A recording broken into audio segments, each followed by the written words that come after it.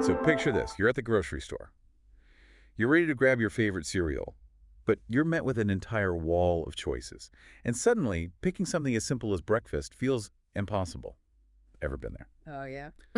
Today, we're tackling choice overload, this idea that more options, contrary to what we might think, can actually make choosing harder and leave us feeling less satisfied. Yeah. And what we're going to unpack today goes beyond just a simple preference for fewer options. We're going to delve into the research that shows how our brains literally struggle to handle too much choice. We've got a stack of fascinating studies to dig into, psychology research, neuroscience, and even a peek into how our brains physically make decisions. Mhm. And you know me, I always want to make sure you walk away with some practical takeaways. Yeah. So get ready to learn how to make choosing easier and, dare I say, even a little bit fun. The perfect place to start is with a concept called the paradox of choice. This counterintuitive idea that more options don't necessarily equal better decisions or happier outcomes. Right. It almost feels like we've been hardwired to believe that endless options equal more freedom. But then you have research like the one highlighted in the Decision Lab, showcasing the work of psychologist Barry Schwartz, who really dug deep into this idea. Exactly. Schwartz termed this phenomenon the tyranny of choice.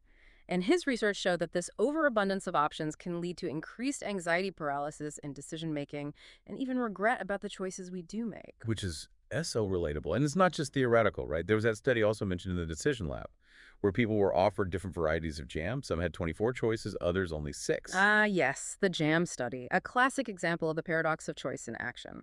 And I bet you know what's coming. Those with fewer jam options were actually more likely to buy. More options seemed appealing at first, but ultimately made it tougher to commit. It's like our brains hit a wall.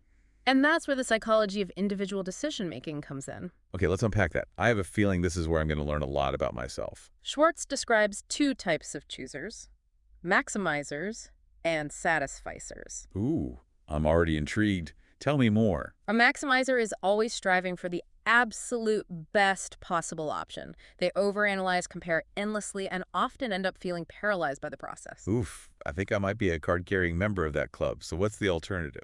On the other hand, we have the satisficers, who aim for good enough. They set criteria, and once an option meets those, they're done. This frees them from the constant pressure of finding the perfect choice. That sounds way less exhausting. But it does make you wonder, is there something about the way our brains work that makes us susceptible to this choice overload? Which conveniently leads us to our next source. And this is where it gets really interesting. We're stepping into the world of neuroscience to understand what's happening in our brains when we're flooded with options. And we're talking cutting-edge stuff here. A 2024 study out of Harvard Medical School used this incredible technique called grid tape. Now, before we go any further, can you tell us a bit more about what grid tape actually is? Of course, grid tape is a revolutionary new technology that allows scientists to visualize the activity of neurons in real time. Imagine being able to see how different parts of the brain communicate with each other while a decision is being made. That's incredible. It's like having a window into the brain's thought process. So what did this grid tape study reveal about choice overload? The study was conducted on mice, and researchers found that when presented with too many options, the neural activity in the areas of the brain associated with decision-making became erratic. It's like their brains were short-circuiting. Wow. So it's not just a feeling, it's a measurable phenomenon happening in our brains. Yeah. This is where that maximizer tendency really starts to make sense, right? Hmm. Their poor brains are stuck in overdrive, trying to sift through all the possibilities. Precisely. Their neural circuits are overwhelmed, making it difficult to settle on a single best option. And to understand this even further, let's explore how the brain actually makes decisions. Get ready for this. There's a model for that. Okay, hit me with it. I'm ready to dive deeper. It's called the proposer-predictor-actor-critic model.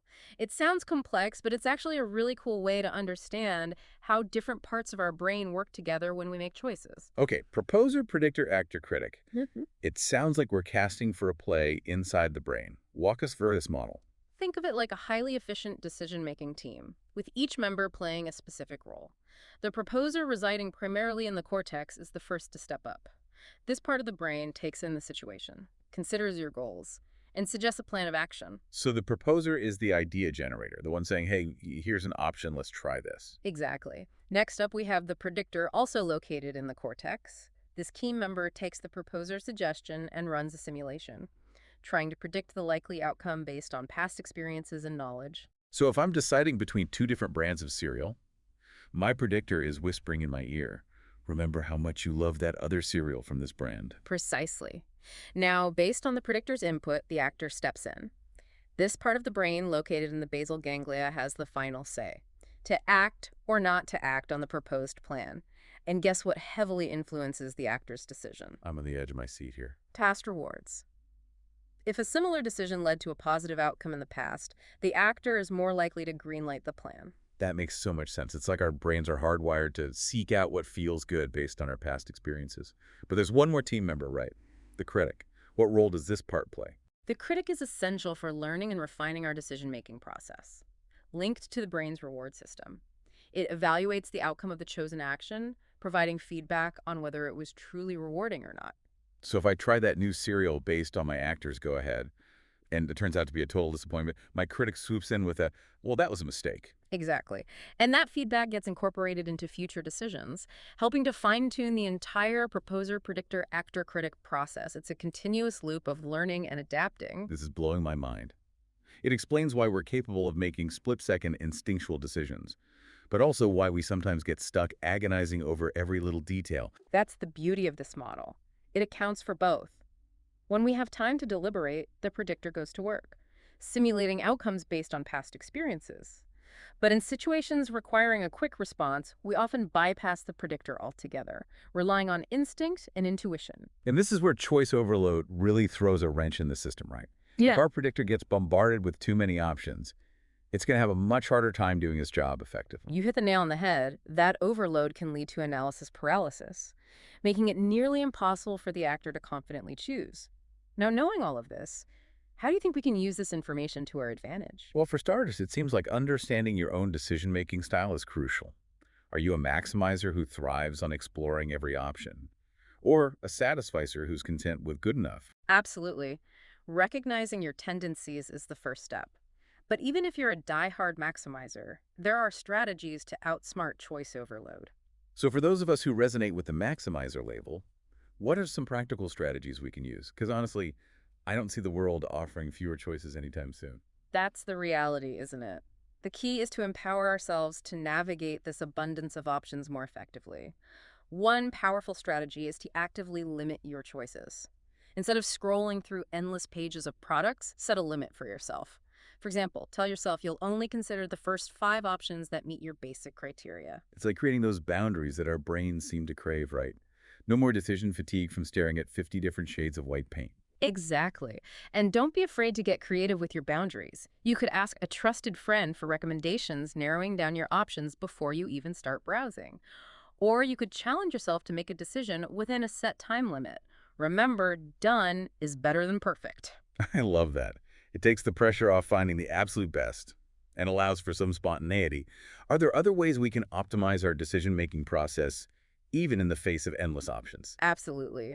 Another helpful tactic is to break down complex decisions into smaller, more manageable steps. Oh, so instead of trying to choose the perfect vacation all at once, destination, flights, hotel, itinerary, I could tackle each element separately. Exactly. Our brains are wired to handle these smaller, bite-sized choices more efficiently.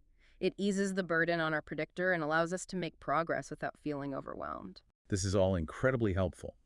But it does make you wonder, can we actually rewire our brains to become better at handling all this choice?